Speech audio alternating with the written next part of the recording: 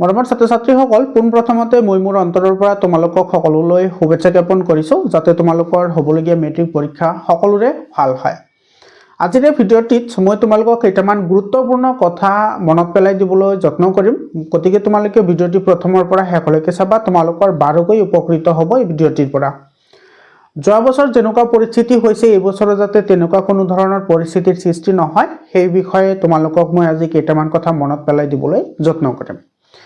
প্ৰথম কথাটো হৈছে ৰাতিপুৱা তোমালোকে যেতিয়া উঠিবা, টোপনিৰ পৰা উঠাৰ পিছত তোমালোকে পৰীক্ষা হললৈ যোৱাৰ আগতে সৰ্বপ্ৰথম তোমালোকৰ কাম হ'ব তোমালোকৰ এডমিট কাৰ্ড, তোমালোকৰ ৰেজিষ্ট্ৰেশ্যন নাম্বাৰ আৰু তোমালোকৰ জ্যামিতি বাকচ, লগতে দুটা ব্লেক পেন, কাঠ পেঞ্চিল আৰু ইৰেজাৰ, লগতে শাৰ্পনাৰ।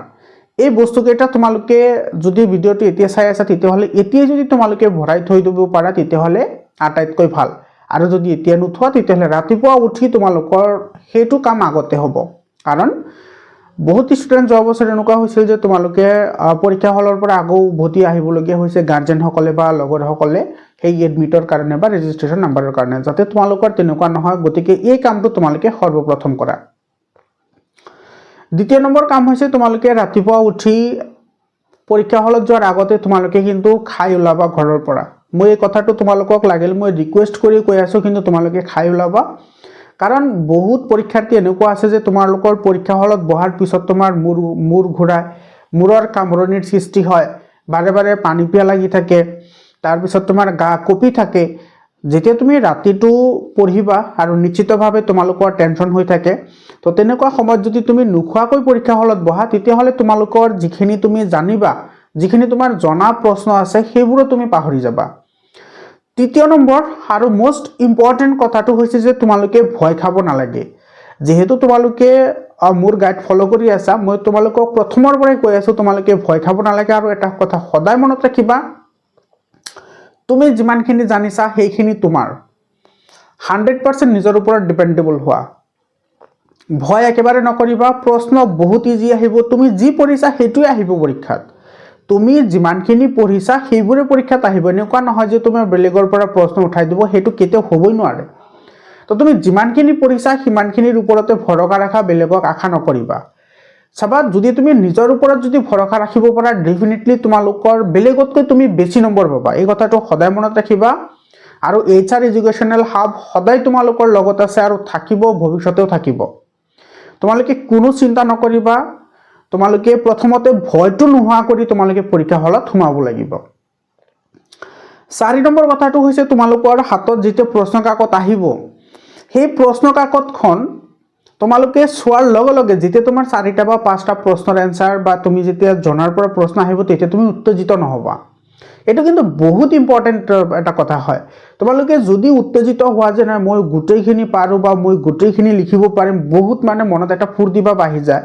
আৰু সেই ফূৰ্তি ভাৱ আহি যোৱাৰ লগে লগে যেতিয়া তুমি এটা এনেকুৱা প্ৰশ্ন দেখিবা বা যিটো প্ৰশ্ন তুমি পঢ়া নাই, তেতিয়াহ'লে কি হ'ব, তুমি আগৰ যিমানখিনি প্ৰশ্ন তুমি জানিছিলা লগে লগে সেই গোটেইখিনি তুমি পাহৰি যাবা। গতিকে এক্সাইটেড নহ'বা, নৰ্মেল বিহেভ কৰা। তোমাৰ মনৰ যিটো ভয় আছে সেই ভয়টো নোহোৱা কৰা। অতিমাত্ৰা এক্সাইটমেণ্ট কিন্তু ভাল নহয়।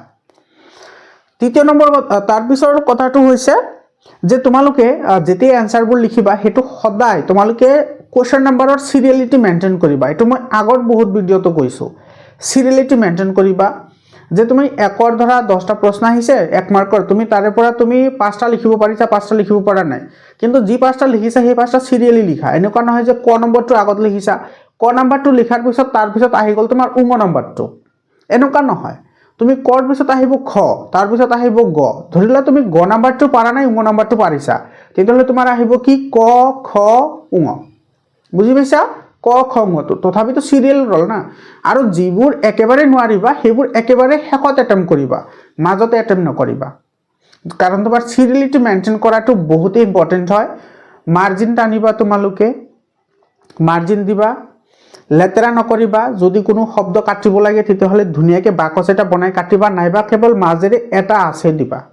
আৰু যিবোৰ ইম্পৰ্টেণ্ট টপিক আছে বা ইম্পৰ্টেণ্ট ৱৰ্ড আছে সেইবোৰৰ তলেদি তুমি কাঠ পেঞ্চিলেৰে আণ্ডাৰলাইন কৰিবা, যাতে পৰীক্ষকে সেই ৱৰ্ডবোৰ চায়ে যে তোমাৰ পেপাৰবোৰ চেক কৰিব, সেই ৱৰ্ডবোৰ চাই তোমাক নম্বৰ দিব পাৰে।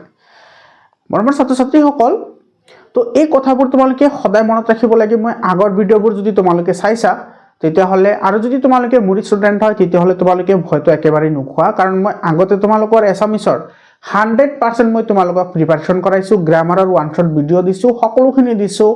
যিমানবোৰ ইম্পৰ্টেণ্ট তোমাৰ ৰচনা আছে, তাৰপিছত এম্প্লিফিকেশ্যন আছে, গোটেইখিনি দিয়া হৈছে, 100% দিয়া হৈছে। তো সকলোক লৈ মই আকৌ এবাৰ মোৰ অন্তৰৰ পৰা শুভেচ্ছা জ্ঞাপন কৰিলোঁ, আৰু যিবোৰ কথা ক'লোঁ তোমালোকে ডেফিনেটলি তোমালোকে মনত ৰাখিবা। আৰু একেবাৰে শেষত যেতিয়া তোমাৰ গোটেইখিনি লিখা হৈ যাব, লিখা হোৱাৰ পিছত তোমালোকে ছাবমিট কৰাৰ আগতে, এনচাৰ শ্বীট ছাবমিট কৰাৰ আগতে ডেফিনেটলি তোমালোকে সেইখিনি কিন্তু এবাৰ ৰিচেক কৰিবা, কাৰণ বহুত স্পেলিঙো মিষ্টেক হ'ব পাৰে, যিহেতু লিটাৰেচাৰ হয়, আৰু প্ৰথম দিনা অলপ ভয়টো থাকিব পাৰে। তো তাৰপিছত কিন্তু গোটেইখিনি নৰ্মেল আহি যায়।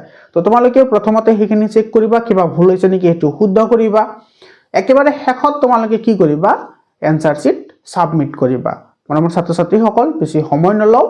তো আজিৰ কাৰণে এইখিনিয়ে, সকলোলৈ শুভেচ্ছা থাকিল। আৰু তোমালোকৰ পৰীক্ষা শেষ হৈ যোৱাৰ লগে লগে 7002824673 এইটো নম্বৰত তোমালোকে কুৱেশ্যন পেপাৰ মোক পঠাই দিবা। মই তোমালোকক 100% ডিটেইলছৰ সৈতে তোমালোকক এনচাৰখিনি দি দিম। মৰমৰ ছাত্ৰ ছাত্ৰীসকল, তোমালোকে অলপ পিছতে এটা ভিডিঅ' পাবা, ৰিকল হিচাপে তোমালোকে ভিডিঅ' পাবা। ভিডিঅ'টো চাই ল'বা, তাতে বহুত ইম্পৰ্টেণ্ট কুৱেশ্যন মই ডিছকাশ্যন কৰিম। তোমালোকে ৰিভিজন হিচাপে বা ৰিকল হিচাপে তোমালোকে সেইখিনিও তোমালোকে মনত পেলাই যাবা। তো আজিৰ কাৰণে এইখিনিয়ে, ধন্যবাদ।